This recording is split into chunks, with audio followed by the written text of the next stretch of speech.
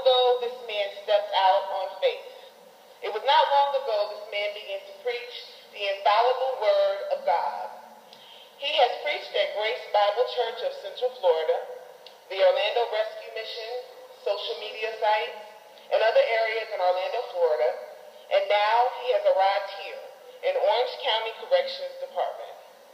One of his best scriptures from God says, "It is for Christ's sake I delight in the weakness, in insults, in hardships, in persecutions, and in difficulties, because when I am weak, I am strong." 2 Corinthians 12 chapter, 10th verse.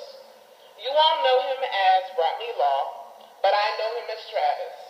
I would like for you to welcome him and put your hands together as I introduce my cousin and brother as he brings the word from God, Minister Rodney Law, Jr.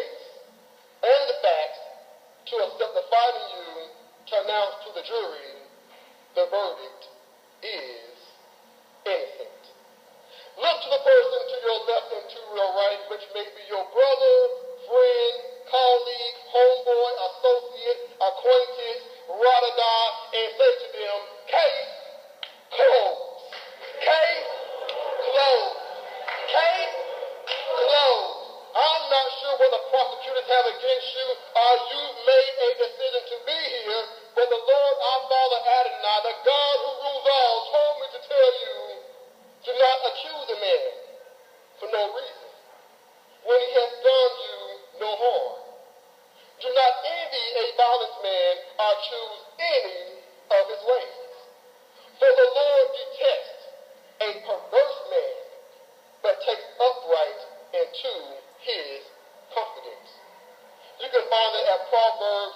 chapter 3, 30 through 32. See, me personally, I like movies with history, truth, and meaning, such as the movie A Few Good Men starring Tom Cruise and Jack Nicholson. When your enemy, the devil, tells you, tell me the truth, you reply to them, you can't handle the truth. But the facts are, the lips of the righteous nourish many, but fools die for the lack of judgment. The blessing of the Lord brings wealth, and he adds no trouble to it. A fool finds pleasure in evil conduct, but a man of understanding delights in wisdom. It's our wisdom and how we react to the choice that will follow us through our decision when we don't feel the presence of God, that will allow us to be effective in our lessons and experiences when we feel all hope is gone and love is lost. Let me repeat myself again. It's our wisdom and how we react to the choice that will follow through our decision when we don't feel the presence of God, that will allow us to be effective in our lessons and experiences when we feel all hope is gone and love is lost.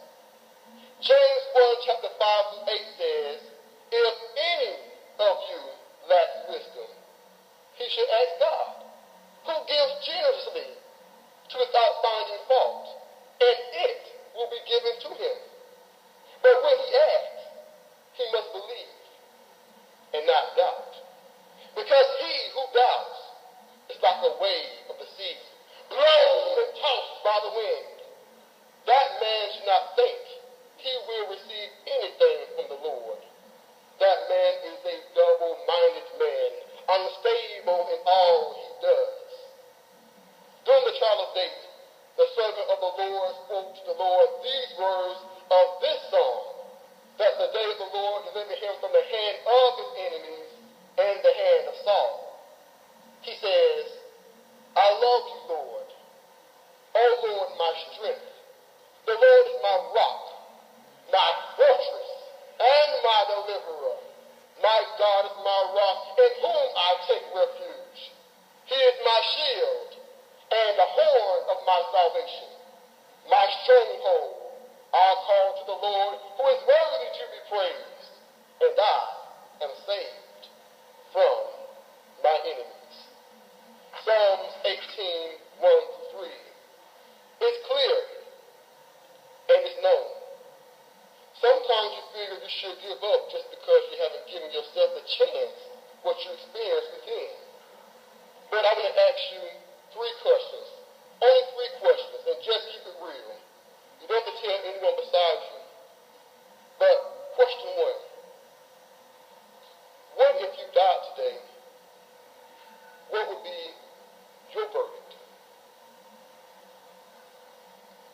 Question 2. What if you died today? What would your jurors, haters, and enemies say? Matter of fact, what would Satan say? Question 3. What if there was no tomorrow? What would be your case? Guilty or innocent? This is a cold case.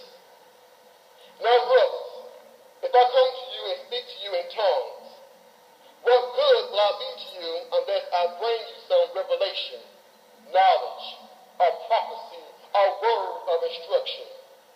Even in the case of lifeless things that make sounds such as the flute or harp, how will anyone know what tune is being played unless there is a distinction in the note? Again, if the trumpet does not make a clear sound, who will get ready for battle? Everything we do and how we react on this earth, we build ourselves a case. Even me, even the person sitting next to you, even the person you quickly gaze at, as well as the person you admire so dearly. We all build ourselves a case. Once the case is on the way, lawyers start gathering information related to the lawsuit. This investigative process is named and known as discovery because it often turns up facts and documents that were previously unknown to at least one party of the lawsuit anyway. For the most part, discovery takes place outside this physical place, outside this physical world, outside this physical realm, with parties exchanging rich information, sitting next to next, face-to-face questioning called depositions. However, if the parties can agree on what should be handed over in discovery, there is a judge. There is a judge, and you know who that is, that may have to resolve this dispute. Whoever goes to the Lord for safety, whoever remains under the protection of the Almighty, can say to him, "You are my defender and my protector. You are my God, in you I trust." He will keep you safe from all hidden dangers and from all deadly diseases. He will cover you with his wings. You will be safe in his care. His faithfulness will protect and defend you. You need not fear any dangers at night, or any sudden attacks during the day, or the plagues that strike in the dark, or the evil that kills in the daylight. 8,000 may fall beside you, 10,000 miles around you. You will not be harmed. You will look and see how the wicked are punished. You have made the Lord your defender, the Most High your protector. And so no disaster will strike near your home, and no violence will come near your home. God will put his angels in charge of you to protect you wherever you go. They will hold you up with their hands to keep you from hurting your feet on the stones. You will trample down lions and snakes, fierce lions and poisonous snakes. God says, "I will save those who love me, and I will protect those who acknowledge me as Lord. When they call to me, I will answer them. When they are in trouble, I will be with them. I will rescue them, and I will honor them. I will reward them with long life. I will save them." For the ones who are in doubt, and you just wonder how. For if I pray in tongues, and my spirit prays, but my mind is unfruitful, what shall I do? I will pray with my spirit, but I also will pray with my mind. I will sing with my spirit, but I also will sing with my mind. As I say again, we are all building ourselves a case that is noted and jotted down by everything we do under the sun, by every relieving moment under the sky, and every bright glare of the star, and every moonlight. 2 Corinthians 5:10 says, "For we must, that means it is not negotiable. All, that means everyone. For we must all appear before the judgment seat of Christ, that each one may receive that is due to him of the things they've done while in the body, whether good or bad." It wouldn't surprise me, and actually nothing surprises me this day and age, if someone believes they can do things or have done things on their own without knowing or acknowledging God. For we all have sinned and come short of the glory of God. Wherefore, as by one man sin entered into the world, and death by sin, so death passed upon all men, for all have sinned.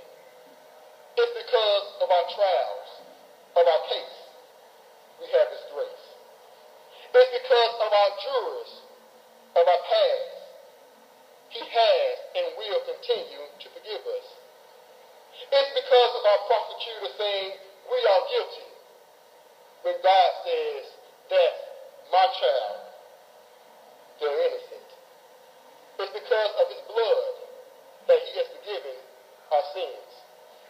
Our case is never God to handle, and it's never too small for him not to look over. For everything we do is recorded and watched when there's silence and when we think things are hidden. But our defender says on Romans chapter 10, 9, and 13, that if you confess with your mouth Jesus is Lord and believe in your heart that God raised him from the dead, you will be saved. For everyone, that means me, the next person beside you, and whomever you know, from the homeless person on the corner, the lonely child seeking love, the broken heart that needs to be healed, the people outside these walls that have lost hope, calls on the name of the Lord shall be saved. I plead with you, let him defend your case. Let your past be a shade of light and not darkness. Let your love look past your ego and embrace what he wants you to be and not who you choose to be. Let your love and his love guide you to show you who God really is and not what you think he is. And if you don't know him and the case he defended us for, my question to you is, what does it feel like being you? The biggest cold case of history, of all time in history, the biggest cold case, bigger than Case-Rodney murder trial, bigger than O.J. Simpson murder trial, bigger than Leo Frank murder trial, JFK assassination, bigger than Emmett Till murder trial, was murdered at the age of 14.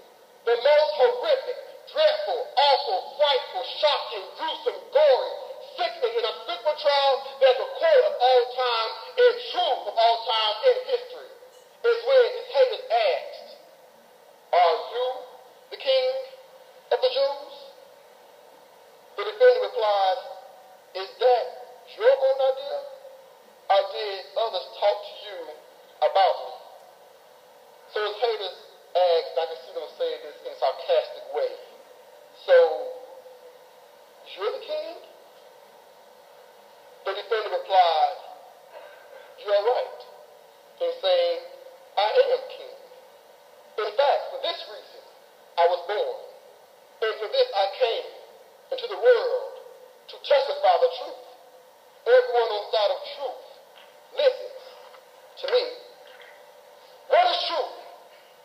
Why not believe this case?" That's what his jurors, prosecutors, enemies, and haters said. What is truth? Out of everything we've ever done, there will always be one person of a whole pack of enemies, wolves, fake friends, haters, that really know the truth about you, but only go with the crowd because they don't want to be cast out, left alone, and do the insults, persecutions, difficulties, because they want to fit in. His hater said, "I find no basis for a charge against this man. Do you want me to release the king of the Jews?" And his haters shouted back as he's on the stand, "No, not him! Give us Barabbas! Give us Barabbas!" So they released Barabbas, who was the murderer, and kept our defender in custody. See, what's so horrible and horrendous about this case? They took our defender and twisted together a crown of thorns and placed it on his head. Afterwards, they clothed him in a purple robe and went to him again and again, picking on him in humor and humiliating him in anger. "Hail, King of the Jews! Hail, King of the Jews!" Then they suddenly struck him in the face. Once they were finished, but they were not satisfied, humiliating him and making fun of him. They brought him in front of the crowd the blood streamed down his face because of thorns that were embedded in his skin. And the bruises and the scars, they were broken into his flesh. But he could feel it was beyond pain. But you know it was pure torture. That was placed on him from his fingers. His enemy said, "Here is the man." And the crowd screamed out, "Crucify him! Crucify him! If you let this man go, you are no friend of Caesar." So I ask you again, question 1, what if you died today? What would be your verdict? Question 2, what if you died today? What would your jurors, haters, and enemies say? Matter of fact, what would Satan say? Where there was no tomorrow, what would be your case? And how about your case? And your case? And your case? What would be our case? Guilty or innocent? What are you willing to sacrifice for your defender so he can free and liberate you from your cold case? Why so quickly for you to carry your own burden, your own pain, your own hurt and agony that sneaks and haunts to you through unexpected days? How can you realize that things will get resolved, healed, and get better without acknowledging we need help? When you make this choice to accept your defender, to take your case, your cold case, and say, "No weapon forged against you will prevail, and you will refute every tongue that accuses you. This is the heritage of the servants of the Lord, and this is their vindication from me, declares the Lord." Once you make that choice, as he is defending our case, just as he defended our case as we are gathered here today and across this nation, he promises us, "I will wipe every tear from their eyes. There will be no more death, or mourning, or crying, or pain. For the old order has passed away." As I end the closing argument of our cold case, our defender, our protector, and our Father Jesus Christ, he closes with, "Behold, I am coming soon. My reward is with me, and I will give to everyone according to what he has done. I am the Alpha, the Omega, the first and the last, the beginning and the end. Blessed are those who wash their robes, that they may go to the right to the tree of life and go to the gate of the city. Outside are the dogs, those who practice magic arts, the sexually immoral, the murderers, the idolaters, and everyone who loves and practices falsehood. I, Jesus, have sent my angel to give to you this testimony for the churches. I am the root and the offspring of David, and the bright and morning star. The Spirit and the bride say, 'Come.' And let him who hears say, 'Come.' Whoever is thirsty, let him come. And whoever wishes let him take the free gift water of life. I warn everyone who hears the words of prophecy of this book. If anyone asks anything to them, God will add to him the plagues described in this book. And if anyone takes words away from this book, God will take away from him the tree of life and the holy city, which are described in this book. He who testifies says, yes, I am coming soon. Yes, I am coming soon. Yes, I am coming soon. This is a case. This is a cold case. Case. Closed. Every head bowed and every eye closed. I give my invitation. This is a case, a cold case.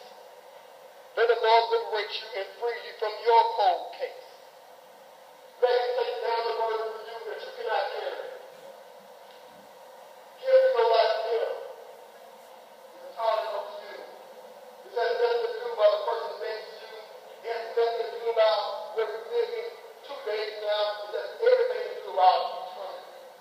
Everything to do about eternity. He said, seek, and you shall find. Knock, and the door shall be opened.